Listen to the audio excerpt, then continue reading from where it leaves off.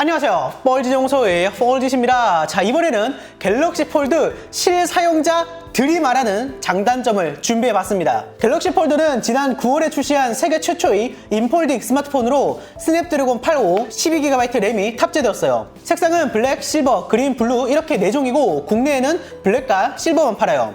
그래서 둘 다 가져왔어요. 코스모스 블랙과 스페이스 실버입니다. 자, 그러면 저와 함께 갤럭시 폴드 장단점을 같이 소개할 네모난꿈님 모실게요. 네, 안녕하세요. 자, 그럼 네모난꿈님, 이 갤럭시 폴드를 굉장히 오랫동안 쓴 걸로 아는데 언제부터 쓰셨어요? 이거 제품이 출고되는 날에 매장에 3시 반부터 가가지고 5시간 동안 존버해서 받자마자 계속 사용하고 있습니다. 그러니까 뭐 거의 국내에서는 거의 뭐 처음과 비싸게, 일반 상용 중에서는 처음과 비싸게 사용했다고 하면 되는 거죠? 그렇죠. 그런 셈이죠. 알겠습니다. 자, 그러면 네모난꿈님과 함께 장점과 단점을 낱낱이 파헤쳐 볼 건데, 먼저 장점, 갤럭시 폴드의 장점은 어떤 게 있을까요? 먼저 가장 큰 장점은 역시 멀티태스킹이죠. 사실 스마트폰으로 무슨 멀티태스킹이냐 뭐 이렇게 말씀하실 분 있을 것 같은데, 어떻게 활용이 가능한지 좀 말씀해 주세요. 저 같은 경우에는 보통 이제 턴제 게임을 많이 하거든요. 근데 이제 턴제 게임을 하다 보면은 한 턴을 진행하고 남는 시간에 굉장히 지루해요, 사실. 근데 멀티태스킹을 이용해가지고 이 남는 시간에 잠깐 동안 중요한 연락이 왔는지를 한번 들여다본다거나 여러 명과 동시에 연락을 취할 때 매우 요긴하게 사용할 수 있습니다. 게임을 하면서 뭐 카톡도 하고 블로그시니까 이제 블로그에 글도 쓰고 이런 거를 한 번에 동시에 한다는 거잖아요. 그렇죠. 제가 갤럭시 폴드를 쓰면서 놀랐던 게 한 번에 게임을 여러 개 틀 수 있다는 거였어요. 이게 많은 분들께서 좀 잘못 알고 계신 게, 삼성전자에서 3M 멀티태스킹만을 너무 강조하다 보니까 한 번에 앱이 최대 3개로까지밖에 안 열리는 걸로 알고 계시던데, 근데 사실은 한 화면에 앱 3개 그리고 플로팅 앱을 최대한 5개까지 띄워줄 수가 있어요. 그래서 총 8앱 멀티태스킹을 할 수가 있고요. 추가적으로 각 화면들은 크기를 자유롭게 조정할 수 있고,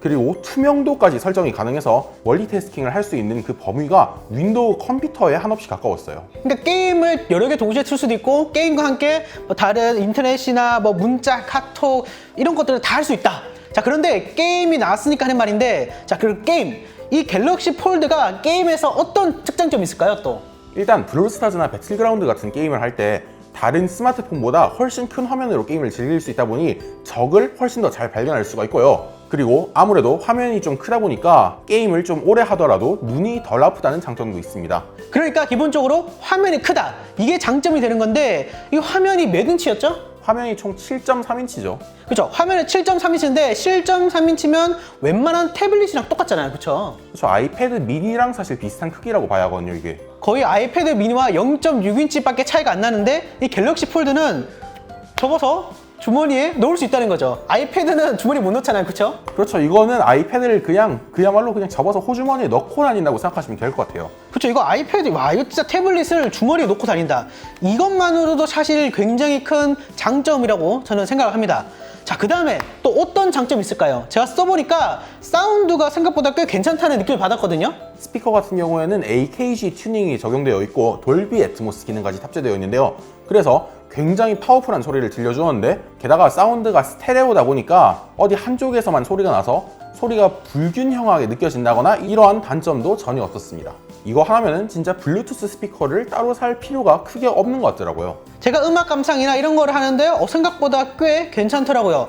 그리고 이 역시 화면이 크다 보니까 많은 분들이 걱정하시는 게 바로 그립감이거든요. 그립감 어떠셨어요? 일단 스마트폰을 접었을 때의 그립감은, 여러분 그 TV 리모컨 아시죠? TV 리모컨을 잡으면 한 손에 쏙 들어오는 그 느낌이 있잖아요. 그만큼 굉장히 안정적이고요. 지하철이나 버스에서 솔직히 갤럭시 노트 10이라든지 아니면 뭐 갤럭시 S10 이런 기기들을 잡고 있으면 솔직히 약간 좀 불안할 때가 있잖아요. 막 위태위태하고. 그런데 갤럭시 폴드 같은 경우에는 접어서 이렇게 손에 쥐면은 굉장히 안정적으로 스마트폰을 조작하면서 대중교통에서 서 있을 수 있어서 상당히 마음에 들었습니다. 솔직히 저도 접었을 때 그립감은 정말 마음에 들었어요. 오른쪽에 보면 여기 지문인식도 있기 때문에 이런 식으로 지면 지문인식도 자동으로 화면이 풀리고, 이런 식으로 4.6인치 화면으로 다양한 조작이 가능했죠. 그런데 문제는 펼쳤을 때예요. 펼쳤을 때 그립감. 저는 솔직히 한 손으로 잡기에는 크다는 느낌이 있었거든요. 저는 약간 생각이 다른 게, 제가 손이 커서 그런지는 몰라도 저 같은 경우에는 한 손으로 이렇게 쉽게 잡고 사용을 하고 있는데요. 실제로 밖에서 잠깐 서서 제품을 사용해야 한다거나 할 경우에도 대부분 이렇게 펴서 들고 다니고 있습니다. 하지만 그래도 역시 대중교통을 탈 때는 이렇게 펴서 들고 다니기는 좀 힘들더라고요. 이렇게 해서 들고 다니면은 떨어뜨릴 것 같아서 굉장히 좀 불안한 느낌이 없잖아 있었습니다, 솔직히. 개인적으로는 여기 뒤쪽에 키링 같은 거 있죠. 키링 같은 거 이렇게 탁 해가지고 하면 괜찮을 것 같기도 하고, 좀 한 손 잡기에는 좀 크지 않나 하는 그런 생각이 들더라고요. 잡기도 좀 애매하고요. 이런 식으로 잡고 이렇게 쓸 수는 없잖아요, 그렇죠? 그렇죠. 한 손으로 그건 뭐 좀- 잡고 있어야 되는데, 솔직히 일단 뭐 화면 크기는 일단 최대한 늘리면서도 배제는 또 최대한 줄이고 크기도 최대한 줄였지만 그래도 약간 물리적인 크기가 좀 어쩔 수 없는 그런 느낌이 있었습니다, 저는. 디스플레이 자체가 아무래도 크다 보니까 배제를 한 개까지 줄였다고 해도 그쵸. 디스플레이 순수한 디스플레이 크기 자체가 이제 사람이 손으로 잡을 수 있는 그 리미트에 도달한 것 같더라고요. 이 디스플레이 얘기가 나왔으니까 하는 말인데, 이 디스플레이 품질은 어때요? 디스플레이 같은 경우에는 일반적인 유리 디스플레이가 아니잖아요. 갤럭시 폴드에 사용된 디스플레이는 폴리이미드라는 특수한 소재를 이용한 필름으로 마감 처리를 했는데요. 그래서 강화 유리가 아니라 필름을 사용한 만큼 터치감이 조금 물렁물렁하지 않을까 하는 느낌이 있었는데, 근데 실제로 만져보면은 그냥 거의 유리 스마트폰을 터치하는 거하고 별로 차이가 없어요, 실제 느낌이. 저도 폴드를 쓰면서 터치감에 있어서는 뭐 그렇게 큰 불만 없었어요. 근데 약간 이렇게 두드리면 유리 같은 경우에는 딱딱한 느낌이 들거든요. 그것보다는 그래 조금 더 물렁한 그런 느낌이 들더라고요. 그래도 뭐 터치감 자체는 아무런 문제가 없었어요. 자, 그런데 좀 많은 분들이 궁금해 하시는 게, 여기 이 접히는 주름이거든요. 이 주름 어떻게 생각하세요? 주름이 좀 많아졌나요? 그쪽을 쓰시는 분은? 저 같은 경우는 제품을 처음에 뜯었을 때는 주름이 거의 없었어요. 만져봐도 느껴지지도 않았고 잘 보이지도 않았는데, 근데 제품을 접고 하루 이틀 정도 지나니까 주름이 이제 좀 더 선명하게 차차 생기기 시작하더라고요. 숙성이 됐군요. 그렇죠. 뭔가 좀 디스플레이가 변형이 돼요, 뭔가. 그런데 이제 이게 곡률이 정해져 있잖아요, 보시는 것처럼. 그러다 보니까 어느 순간에 도달하고 나서는 그 상태를 계속 유지하더라고요, 변화 없이. 그렇게 크게 거슬리는 부분은 없었고요. 대신에 제품의 각도를 이렇게 좀 측면에서 본다거나 하면은 빛의 반사에 따라서 주름이 보이는 경우가 좀 종종 있었습니다. 저도 이제 측면에서는 솔직히 이제 주름이 아예 신경이 안 쓰인다고 할 수는 없어요. 솔직히 주름이 좀 보이는 편이긴 한데, 근데 정면에서 봤을 때는 저는 솔직히 이게 크게 차이를 못 느꼈거든요. 심지어 흰 화면에서라도. 뭐 어떻게 좀 주름이 많이 느껴지셨어요? 정면에서 봤을 때는 제 등 뒤에 형광등이 있는 경우 있잖아요. 네네. 그때는 형광등이 이제 주름에 비쳐가지고 그때는 이제 보여요. 형광등이 비치는 부분만 보이거든요. 근데 등 뒤에 광원이 있지만 않으면은 그냥 뭐 정면에서 봤을 때는 안 느껴져요, 크게. 그쵸. 뭐 예를 들어 영상을 본다거나 뭐 웹서핑을 한다거나 할 때도 주름에 있어서 뭐 크게 막 신경 쓰인다거나 그렇게 불구 때문에 불편하진 않았어요. 그리고 주름이 생기는 이유는 뭐 당연하지만 접는 건데, 이 접는 게 바로 힌지를 통해서 접히잖아요. 이 힌지, 제가 듣기로 이게 굉장히 연약하고 삼성에서도 제발 좀 조심해달라 이렇게 적혀 있더라고, 거기 설명서에. 이게 힌지가 사실 이 갤럭시 폴드의 알파이자 오메가예요. 왜냐면 이제 액정 패널이 힌지가 제대로 역할을 해주지 않으면은 화면을 정상적으로 접었다 폈다 하는 것이 불가능하거든요. 그렇죠. 그래서 삼성에서도 말은 했지만 이 갤럭시 폴드 근처에 뭐 많은 먼지, 뭐 밀가루 이런 거 안 되고요. 액체도 많이 위험한 것 같더라고요. 그래서 사용할 때 항상 주의해야 된다는 그런 단점 아닌 단점이 있습니다. 일단 제가 갤럭시 폴드를 실제로 만져보기 전에는 이 힌지가 제품을 닫는데도 많은 역할을 한다고 생각을 했거든요. 근데 직접 만져보니까 어떠냐면은 제품을 닫는 것은 순전히 자석의 힘이에요. 그리고 힌지는 대략적으로 이게 좀 눈대중이긴 한데 135도 각도에서 이렇게 한번 고정이 되었고요. 여기서 한 번 더 힘을 주면은 딸깍하는 소리와 함께 180도로 제품이 펴졌습니다. 그러니까 힌지 같은 경우에는 힌지는 기본적으로 밖으로 밀어내고, 그리고 닫히는 거는 여기 자석 부분에 의해서 닫힌다. 그렇게 그렇죠. 말씀한 거죠. 자석이 이게 입이 벌어지지 않게 꽉 고정해 주는 거죠. 그 아까 말씀하신 게 각도를 말씀하셨거든요. 저는 개인적으로 사용해서 불편했던 게 각도가 고정이 안 된다는 거였어요. 그래서 이런 식으로 듣고 있어도 바로 이렇게 열려버리죠. 그래서 정말 설정할 수 있는 각도가 0도, 여기 뭐 135도요. 135도. 네, 대신 눈대중으로. 그다음에 180도. 이 세 개밖에 없었어요. 솔직히 뭐 0도를 못 쓰잖아요. 그래서 사실상 두 개의 각도밖에 못 쓰는데 저는 이게 너무 불편했거든요. 사실 이거는 저도 좀 많이 불편하다고 느껴요. 이게 그냥 마음 같아서는 한 90도로 이렇게 해서 좀 안정적으로 들고 다니고 싶은데, 이게 이렇게 90도로 해서 들고 다니면은 계속 액정이 좀 약간 밖으로 열리고 싶어하는 그런 힘이 손에 고스란히 가해지거든요. 그래서 이게 좀 많이 불안했고요. 이렇게 들고 다니면은 손의 모양을 이렇게 힌지 각도 135도에 맞춰서 제품을 들어야 하는데 이게 좀 많이 거슬렸어요, 솔직히. 아무래도 1세대다 보니까 힌지가 아직까지는 완벽하지 않은 것 같아요. 그럼 이 내구성 측면에서 또 따로 짚어주실 점 있으세요? 일단 액정이 좀 생각보다 취약합니다. 실수로 손톱으로 한번 이렇게 톡 찍어버릴 경우에는 되돌릴 수 없는 흠집이 액정에 나버려가지고 이게 좀 상당히 거슬렸고요. 그래서 갤럭시 폴드에 손가락으로 글씨를 쓴다거나 그림을 그리는 행동은 절대 할 수가 없었고요. 그리고 여기 뒷판 같은 경우에도 도료가 너무 잘 벗겨져요. 진짜 손으로 조금 만지면 바로바로 벗겨지고 먼지에 의해서도 또 스크래치가 나고 계속 이러니까, 그래서 이 실버의 아름다운 색상을 보지 못해서 그게 너무 아쉽더라고요. 저는 블랙 색상을 쓰고 있는데 케이스가 없어도 스크래치도 잘 안 나고 블랙 색상은 괜찮은 것 같아요. 그래서 뭐 실버 같은 경우에는 색상은 좀 더 이쁘지만 좀 더 뭐 잘 끓히고 그런데 좀 약하다고 생각하시면 될 것 같고요.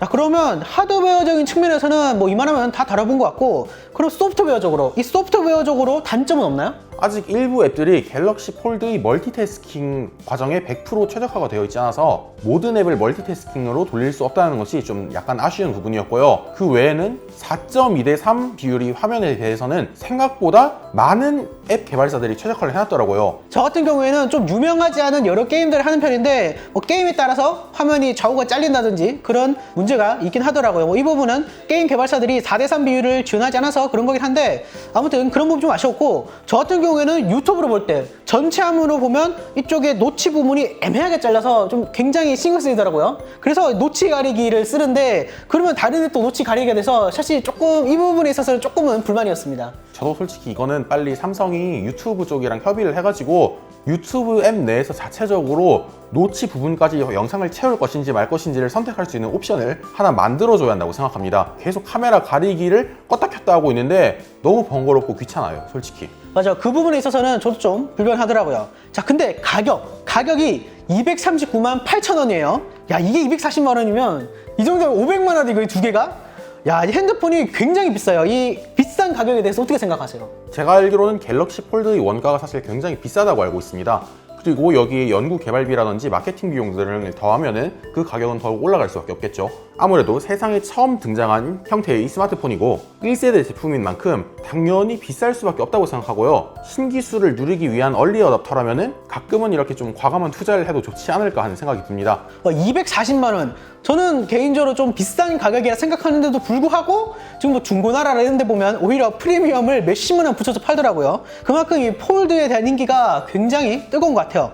폴드가 왜 인기일까, 사람들한테? 역시 새롭다는 거겠죠. 스마트폰이 사실 최근에 들어가지고는 계속 그냥 베젤이 얇아지고 뭐 카메라가 좋아지고 프로세서가 좋아지고 이런 기본적인 능력에 대해서만 계속 이제 개선을 이뤄나가고 있지 뭔가 한 방을 빵 터트려 줄 만한 그런 혁신이 없었거든요. 그런데 갤럭시 폴드는 완전히 새로운 폼팩터죠. 이거는 그야말로 전례 없던 새로운 스마트폰의 장을 열어준 혁신적인 제품이기 때문에 많은 사람들이 열광하고 있다고 생각합니다. 저 같은 경우에는 얼리 어답터를 자청하는 편인데 그런 부분에 있어서 갤럭시 폴드가 사실 굉장히 매력적이긴 해요. 그리고 저는 이런 기술적인 분야에 대해서 굉장히 관심이 많기 때문에 이 정도 금액은 뭐 충분히 지불할 용의가 있고 그만큼 굉장히 재밌고 신기한 기계예요. 자, 그런데 갤럭시 폴드 실사용자잖아요. 그런 실사용자 입장에서 나만이 알고 있는 팁 같은 걸 하나 공유해 주세요. 다른 갤럭시 폴드 사용자분들께 이거는 반드시 말씀드리고 싶은 부분인데, 힌지를 펼 때 절대 한 손으로 펴시면 안 됩니다. 왜냐면 이 두 자석의 힘이 너무 세기 때문에 한 손으로 펴다가 이제 힘을 너무 줘버리면 기기를 놓쳐서 땅바닥에 그대로 떨어뜨릴 수가 있고요. 그리고 잘못해가지고 한 손으로 이렇게 힘을 줘서 열다가 손톱으로 화면을 확 찍어버리기라도 하면은 그야말로 난리가 나겠죠. 그러니 무조건 기기를 펼 때는 두 손으로 조심히 펴시기 바랍니다. 아무래도 새로운 기계만큼 많은 사람들이 관심을 받고 있는데 개인적으로는 바로 이런 게 혁신이 아닌가 싶어요. 와, 정말 이거는 봐도 신기한 것 같습니다. 갤럭시 폴드에 대한 더 많은 정보, 더 많은 리뷰는 다음 영상에서 볼 수 있고요. 저는 이만 물러나도록 하겠습니다. 자, 영상 봐주셔서 감사하고요. 여러분 생각을 댓글에 남겨주세요. 좋아요와 구독 잊지 마시고요. 다시 봅시다.